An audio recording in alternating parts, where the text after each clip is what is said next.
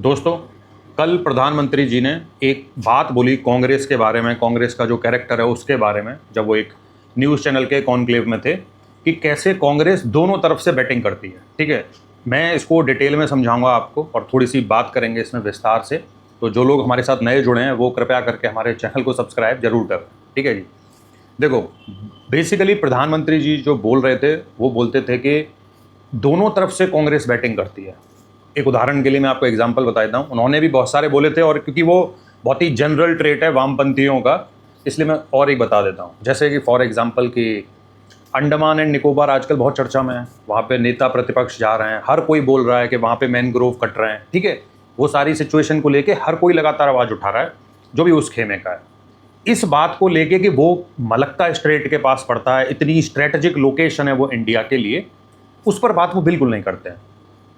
अब आप खुद सोचो, स्ट्रेट ऑफ हॉर्मूज बंद हो गया, पूरी दुनिया में हाहाकार मच गया, इन्फ्लेशन हो गया, ठीक है ना, पूरा इकोनॉमिक क्योस जो हो सकता है ना दुनिया में, वो स्थिति पैदा हो गई।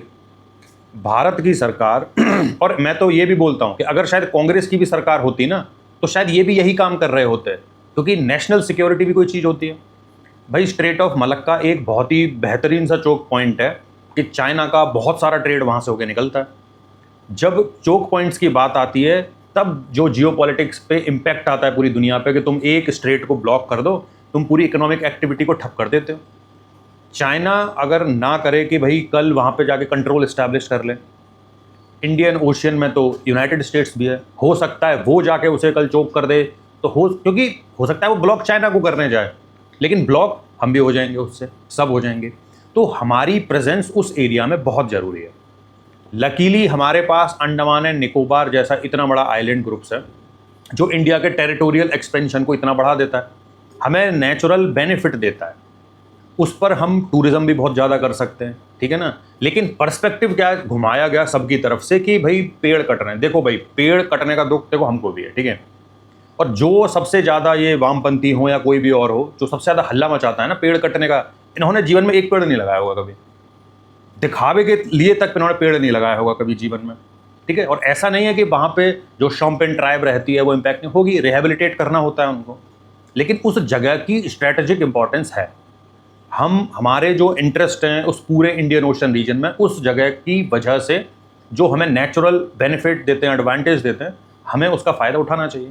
लेकिन उसके बारे में आप कभी सुनेंगे नहीं, दूसरा पर्सपेक्टिव भी आपको कभी पता नहीं चलेगा। आपको सिर्फ एक चीज़ बताई जाएगी कि पेड़ कट रहे हैं, दूसरी स्टोरी सुननी है तो आपको फिर या तो सरकार की तरफ से सुनना होगा, जो यूट्यूबर हैं वो बताएंगे, तब आपको पता चलता है। ठीक है ना, कैसे वहाँ पे पोर्ट डेवलप करेंगे, कैसे वहाँ पे स्ट्रेटेजिक कमांड का हम पूरा थिएटर बना सकते हैं वहाँ पे।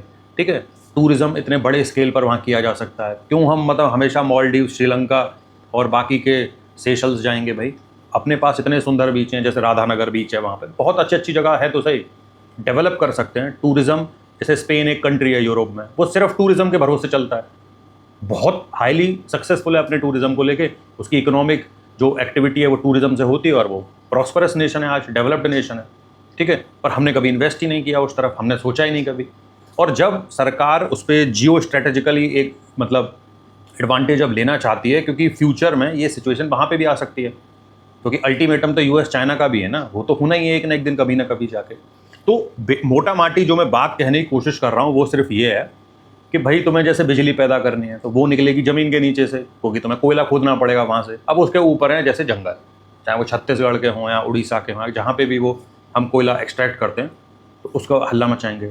इनको बिजली 24/7 भी चाहिए, बिजली में कटौती नहीं चाहिए इनको। खुद नहीं दे पाते थे, कुछ सार्थक प्रयास नहीं कर पाते थे, वो एक अलग बात है, लेकिन अब इनको बिजली भी चाहिए और कोयला भी मत निकालो वहाँ से। आपको गुजरात का एक एग्जाम्पल याद होगा कि जो सरदार सरोवर डैम था, उसके गेट्स की हाइट बढ़ानी थी ताकि बड़े लेवल पे हम पानी को इकट्ठा कर पाएँ और उसके हिसाब से लोगों में जो ज़रूरत है वहाँ पे भी दे पाएंगे, इलेक्ट्रिसिटी का प्रोडक्शन है वो सब अगर है वहाँ पे तो वो भी कर पाएंगे। ठीक है, लेकिन उसको नहीं होने देते थे, ट्राइब्स के हक छिन जाएंगे। हाँ, ये चुनौती होती है, लेकिन अब करें क्या भाई? अब रोड भी बनानी है तुमको बिजली भी बनानी है, ये सुविधा भाई। डेवलपमेंट और ecology, environment go hand in hand, option नहीं है हमारे पास में। और कोई भी नेशन, जैसे जो प्रॉस्परस नेशन हुए हैं, जैसे आप यूके को ले लो, ठीक है, उन्होंने इतना इंडस्ट्रियल जो रेवोल्यूशन किया सब कोयला जला के ही किया, और तो कुछ नहीं था, कोयला ही जला के तो करते थे वो सब। पर आज तारीफ करेंगे लंदन की और पता नहीं दुनिया की हर जगह की करेंगे, लेकिन उन्होंने कैसे किया था? उन्होंने वैसे किया। तो जो नेचुरल रिसोर्सेज एट हैंड हैं उनका इस्तेमाल करना जरूरी है, उन्हें इस्तेमाल करेंगे लोगों का भला होगा। ठीक है, तो बेसिक पर्सपेक्टिव ये था कि तुम कर कुछ भी लो, दोनों तरफ से बैटिंग होती है कि मैं इस पे भी बुराई करूंगा, मैं इधर भी बुराई करूंगा, मैं तुमसे हर चीज़ का लेखा जोखा भी मांग लूंगा, पेड़ नहीं कटने दूंगा, सड़क नहीं बनने दूंगा। ठीक है ना? तो ये जो वामपंथाइजेशन हुआ था ना, ठीक है ना, लेफ्टिस्ट जो 1970s के बाद पूरा एकेडमिक्स में घुसा के और पिछले 40-50 साल में इन्होंने मतलब अच्छे लेवल पे जाके इम्पैक्ट कर दिया, जिसमें बहुत सारे मतलब जो हायर मतलब लेवल के जो कॉलेजेस होते हैं, ठीक है, वहाँ पे प्रोफेसर हों, स्टूडेंट हों, सब मतलब वही राग अलापते हुए आपको पूरे देश में दिखते हैं। जैसे कोई डेवलपमेंट के बारे, अरे यहाँ तो गए, राइट छिन गए जी, पेड़ कट गए जी, सड़क भी चाहिए फिर इनको। ठीक है, तो डेवलपमेंट हो, एनवायरनमेंट और इकोलॉजी हो, दे गो हैंड इन हैंड। हमें एनवायरनमेंट का भी ध्यान रखना है, लेकिन सड़क बनेगी भी उन्हें काट के, अगर कहीं पे वो एरिया ऐसा पड़ता है तो करना पड़ता है वो। ठीक है, कोई ऑप्शन नहीं है उसको, या जहाँ पे एस्केप किया जा सकता है भले ही मामूली कॉस्ट बढ़ जाए, क्योंकि इकोनॉमिक वायबिलिटी भी एक चीज़ है कि भाई एक पॉइंट के बियॉन्ड अगर इकोनॉमिक वायबिलिटी नहीं आएगी तो वो प्रोजेक्ट भी नहीं बन पाएगा, क्योंकि इफेक्टिवली कॉस्ट बढ़ जाएगी उसकी।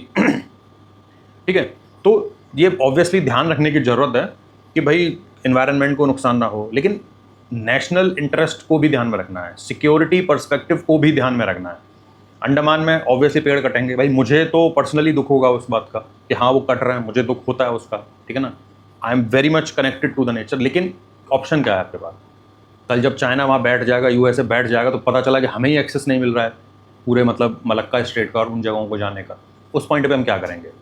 अब ऐसे तो नहीं कर सकते ना कि 1962 में तुम्हारी 38,000 स्क्वायर किलोमीटर की जगह बोल चली गई जो अक्साई चीन वाला एरिया है, और फिर तुम बोलोगे वहाँ तो घास नहीं उगती थी। देखो वो फर्जी, वो कोई मतलब की बातें नहीं। ठीक है, और उनको मैं बहुत ज़्यादा सीरियसली नहीं लेता हूँ, और उस तरह से दुनिया का कोई भी देश मतलब एक लेवल के बियॉन्ड तरक्की नहीं कर सकता। तुम्हारे नेशनल इंटरेस्ट, तुम्हारी नेशनल बाउंड्री जो है वो है, उसका भी एक आत्मसम्मान है। ठीक है ना, वो प्राइड की बात होती है। अब लोगों को लगता है कि हाँ थोड़ी ज़मीन चलेगी तो उनको लगता है कि उनका कौन सा प्लॉट चला गया। हमारे प्लॉट तो यहाँ पे दिल्ली में है सारे, ऑल्दो वो जिमखाना के बंद हो गया है या हो जाएगा, भी हुआ नहीं है। ठीक है, सो दिस इज़ द मतलब पॉइंट दैट आई ऑलवेज मतलब यूज टू मेक कि भैया दोनों चीज़ों को एक बैलेंस होना बहुत ज़रूरी है।